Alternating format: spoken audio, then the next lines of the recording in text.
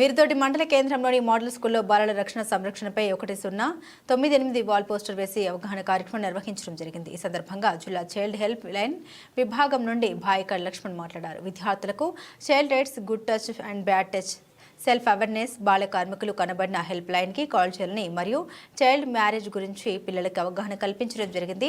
0 నుండి 18 సంవత్సరాలు గల బాల బాలికల యొక్క రక్షణ సంరక్షణ కోసం చైల్డ్ హెల్ప్ లైన్ పనిచేస్తోందని అన్నారు. వివిధ రకాలకు సంబంధించిన అనాథ పిల్లలు, స్కూల్ డ్రాప్ అవుట్ స్టూడెంట్స్, బాలల అబ్యూజ్, బాల కార్మికుల్ని బడిలో చేర్పించడం మొదలగు కార్యక్రమాలు నిర్వహిస్తామని తెలిపారు.